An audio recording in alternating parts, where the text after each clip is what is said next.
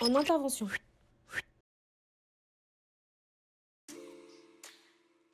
Je m'appelle Chris, j'ai 28 ans. Je joue dans l'équipe 1 senior. Moi, j'ai commencé à jouer au HD. J'ai fait 6 ans. Et toi ? J'ai 14 ans, en U15.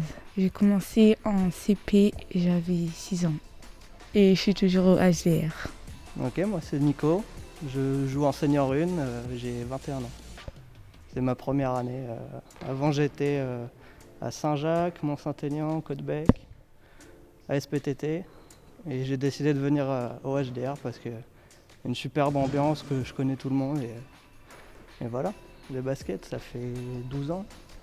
Non, depuis que j'ai 12 ans. Donc ça fait à peu près, ça fait 8-9 ans à peu près. Soukamba, j'ai 10 ans, U11. Moi, ça fait à peu près 3 ans. Ok. Alors, je m'appelle Esther et j'ai 34 ans. Je joue dans l'équipe senior. Moi, je joue depuis très longtemps. J'ai commencé à l'âge de 14 ans. Donc voilà, donc ça fait pas mal d'années que je joue au basket. Et au HDR, je suis arrivée l'année dernière. Et toi ? Je m'appelle William, moi, j'ai 13 ans. Et moi, je joue au HDR week-end. J'ai commencé le basket à 9 ans. J'étais au CO1 et ça fait 1 an que je suis à HDR. À quelle page joues-tu ?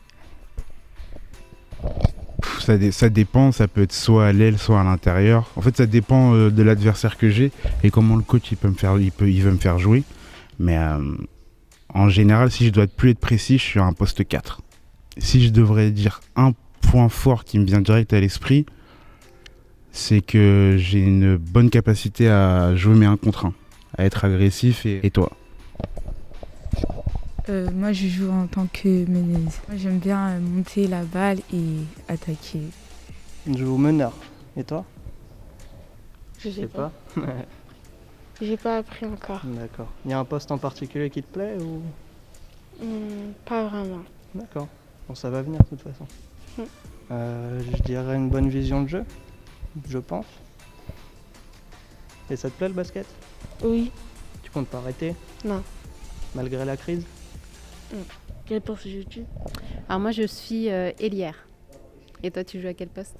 Je joue meneur de jeu. Mon point fort, c'est le shoot à 3 points. Mon point fort, c'est les shoot à 3 points aussi. Salut les filles, vous allez bien ? Ça va, oui. Ouais, avec cette crise-là, comment ça se passe ? C'est pas évident. C'est vrai que de tout couper comme ça, le sport, c'est pas facile. Mais bon. C'était pas facile. En plus, je m'étais blessée avant de reprendre le 2e confinement. Et du coup, ça a été très dur pour moi. Mais du coup, je me suis consacrée à mes études. Mais je suis triste par rapport au basket, comme on n'a pas pu reprendre tout. D'accord, ouais, effectivement, c'est pas facile quand on sort de blessure et on peut pas reprendre le sport, c'est compliqué. Parce que là, depuis quand même mars 2020, quand même, et vous tenez le coup, ça va ? Ça va, mais après c'est vrai que c'est pénible, on n'a pas pu terminer la saison. En plus, on était sur une bonne lancée. Et depuis, on a repris en septembre les entraînements un petit peu, mais on n'a pas pu reprendre le championnat. C'est frustrant parce que des fois on a besoin de se défouler et là on n'a pas, à part courir soi-même, tout ça c'est pas très intéressant, donc c'était très très frustrant. Ouais, tout à fait. Et pendant ce confinement et là le fait qu'on ne puisse pas reprendre physiquement, mentalement, vous vous sentez comment ? Vous continuez à faire quand même un peu de sport à la maison ? C'est comment ? J'essaie de continuer, oui, un petit peu à courir, mais c'est vrai que moi courir c'est pas c'est pas ce que je préfère. Moi je suis vraiment habituée aux entraînements, à jouer en équipe, et c'est vrai que c'est dur de se motiver. Ouais. Pareil, quand par exemple je révise toute la journée, j'ai besoin du basket, mais je peux pas trop en faire. Et puis courir aussi, comme elle disait, c'est... Salut les gars, comment allez-vous ? Ça va et toi, Émilie ? Ça va, malgré la crise. Voilà, c'est un peu compliqué de se voir là au basket avec ce qui se passe et tout.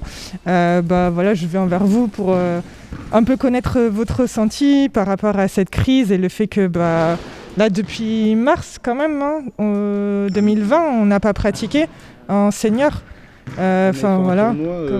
On avait repris en septembre. On avait fait un tournoi, on avait fait 3 matchs. Mais depuis, pas d'entraînement, pas de match, rien du tout, depuis septembre. On a plus revu la balle, donc c'est embêtant, mais après c'est peut-être nécessaire.